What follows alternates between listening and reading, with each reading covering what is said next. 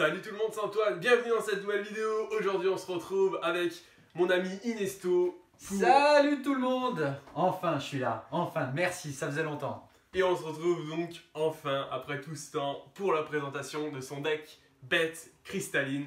Juste ici, c'est parti.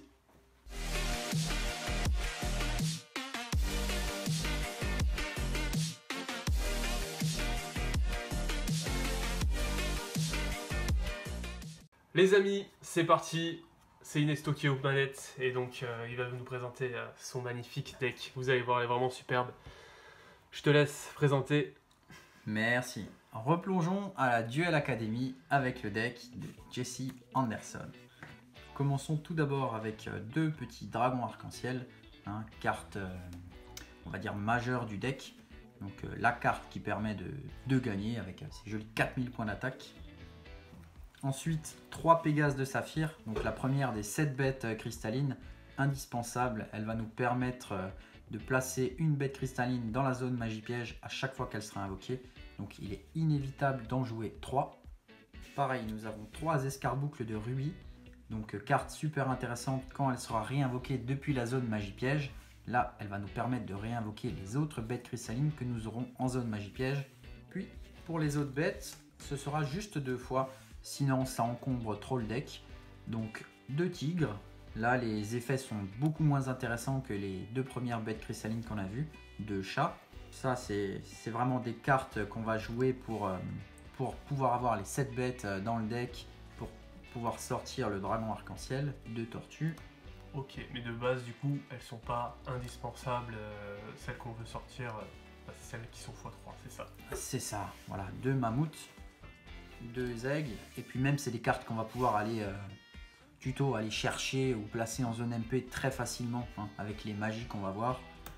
Ensuite je joue un Amon, seigneur du tonnerre fracassant, donc gros monstre assez intéressant qu'on pourra invoquer en sacrifiant 3 magies continues.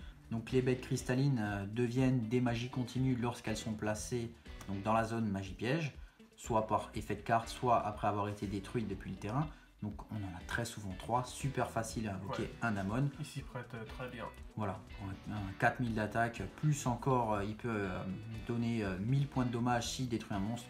C'est vraiment un vieux monstre, soit, mais qui permet encore de faire des dommages si besoin.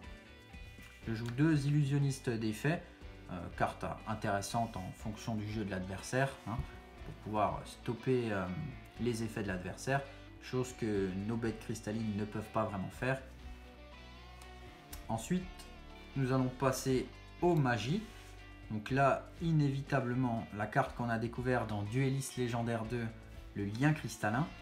Donc, elle va nous permettre d'aller chercher non pas une, mais 2 bêtes cristallines. Une dans la main et l'autre directement dans la zone magie piège. Donc le mieux, c'est de tout de suite aller chercher le Pégase avec cette carte dans la main. On va pouvoir jouer le Pégase et du coup de ce fait placer 2 bêtes cristallines dans la zone magie piège. Et là c'est super intéressant quoi. Ouais, on remplit super son board. fort. Ça booste à fond le deck. Le petit hic encore, c'est que cette carte a une certaine cote, pas forcément facile à trouver.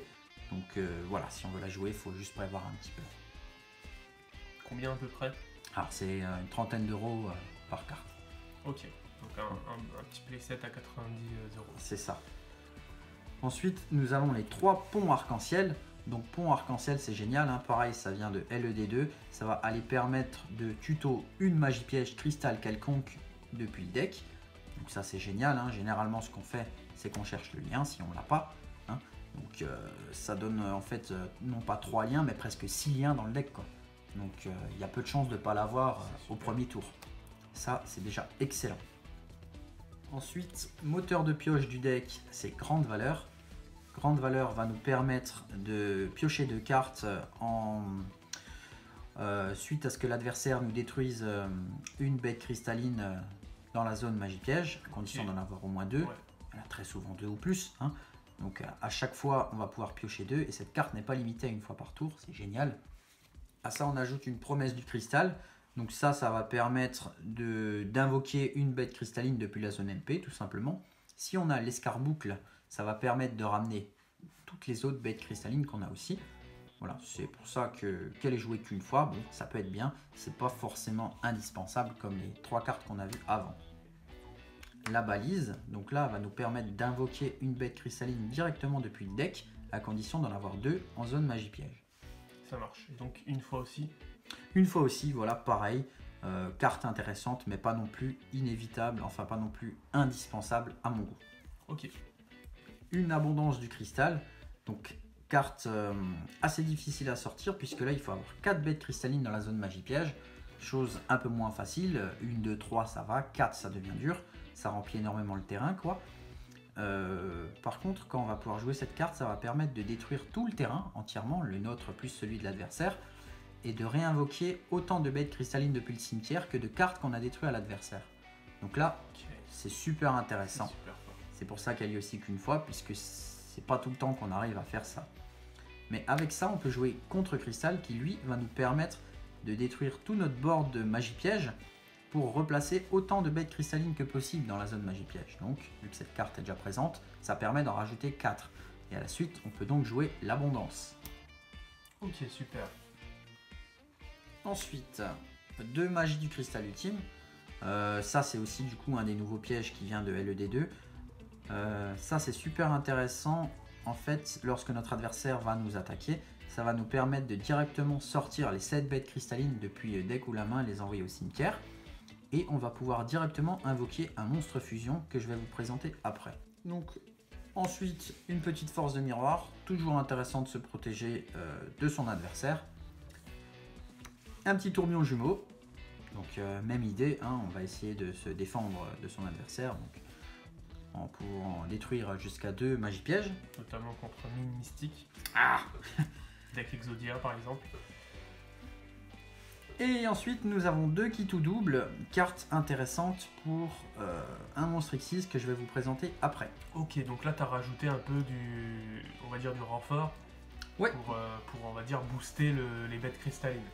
C'est ça, notamment du coup pour l'extra deck que nous allons voir tout de suite. Hein, puisqu'il faut savoir que dans l'RGX, ce deck ne disposait pas d'extra deck.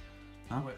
Donc il misait tout sur le dragon arc-en-ciel, et là justement, pareil, le D2 nous a offert un joli monstre extra, donc le Supra Dragon arc-en-ciel, qui justement pourra être invoqué à la suite de notre piège.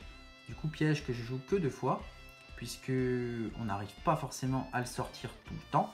Il faut vraiment que notre adversaire nous attaque pour le sortir, et il ne faudrait pas qu'il nous encombre dans la main non plus. Nous pourrons donc invoquer le Supra Dragon arc-en-ciel dès que notre adversaire nous aura attaqué en révélant tout simplement notre piège. Et là, ce monstre est assez fort, donc il sort comme ça d'un coup sur un piège. 4000 d'attaque, il peut monter jusqu'à 5800 en un tour.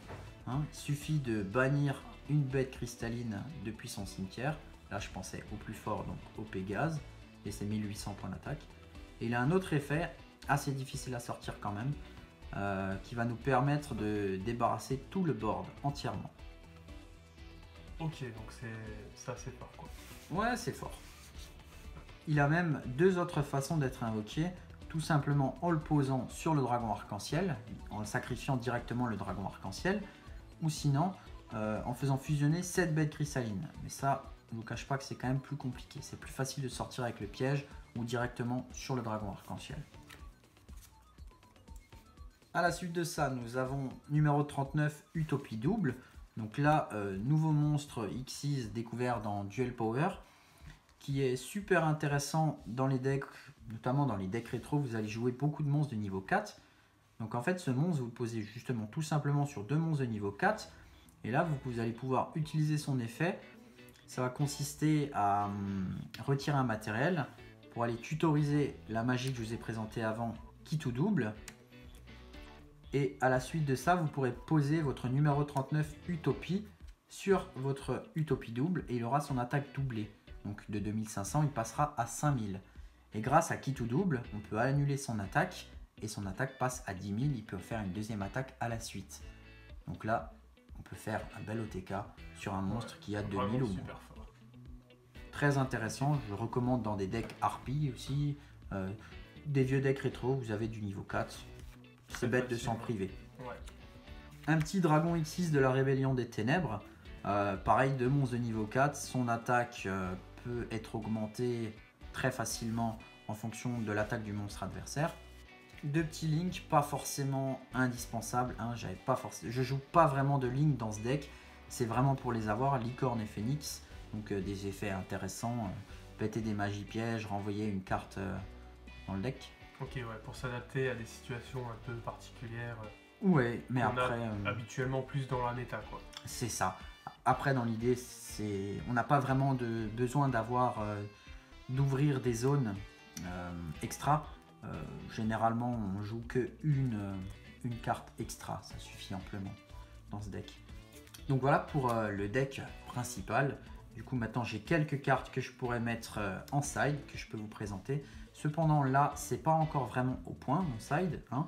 J'ai pas eu forcément beaucoup d'idées, donc n'hésitez pas à m'en donner. Hein. Ça serait super intéressant. Donc une petite carte d'exécution peut toujours nous sortir de la misère quand on n'a pas de main, ou pour finir un tour, quoi, tout simplement. Ouais. En piochant 3 cartes. Après 2 tourbillons jumeaux supplémentaires, on en a déjà un dans le main deck. C'est toujours intéressant de pouvoir sider si on se retrouve contre des decks qui jouent beaucoup de magie piège. Un petit Regeki. Forcément, ça fait plaisir. En prismatique rare en plus. Ouais. Un petit que je viens de déballer aujourd'hui, hein, grâce à un petit cadeau que tu m'as fait, je te remercie encore. De rien, avec grand plaisir. Un petit Regeki, je pense qu'aujourd'hui tout le monde connaît, cette carte a plus de 20 ans. Détruisez tous les monstres contrôlés par votre adversaire. Si l'adversaire joue beaucoup de monstres, pourquoi pas faire le ménage, hein.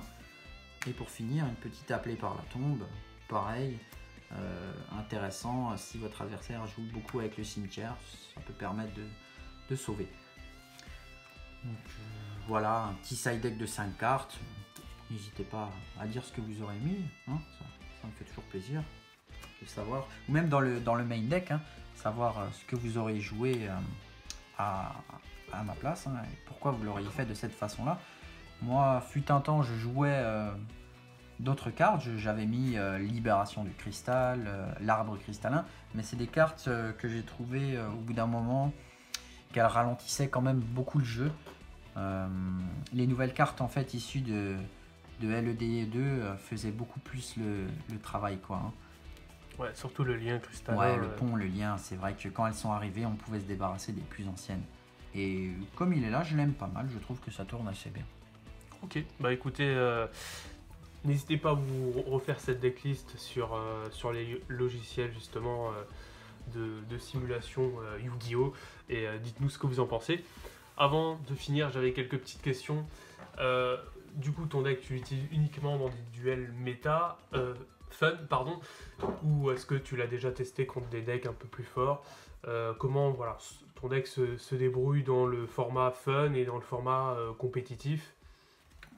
Je suis pas vraiment, on n'a pas vraiment fait de compétitif avec, hein. Là, c'est plutôt pour du fun, hein. J'ai déjà pas mal affronté aussi les autres decks qui ont été upés grâce aux duellistes légendaires, donc les decks revolver, les decks renoncés, tout ça. Je pense que le mien se débrouille assez bien là-dedans. Après, ouais, je suis pas monté en compétitif. Ouais, c'est plus un deck de cœur et c'est vrai qu'il est très très beau. Ouais, c'est un de mes personnages préférés de GX, du coup j'adore, hein, le deck Bête Cristalline, il a vraiment une belle splendeur. Ok, ben merci à toi pour ce deck profile, qui fait grave plaisir. Je vous en prie. Voici les amis, un petit visuel sur l'ensemble du main deck de Inesto. Donc Inesto niveau budget, ça représente quoi à peu près pour le main deck? Alors, vu comment je l'ai configuré là, il y en a à peu près pour 250 €, je dirais. Après, il faut savoir que moi, j'ai les playsets, enfin bon, même ceux en 2, je veux dire, je les ai en édition RIMP, donc super rares.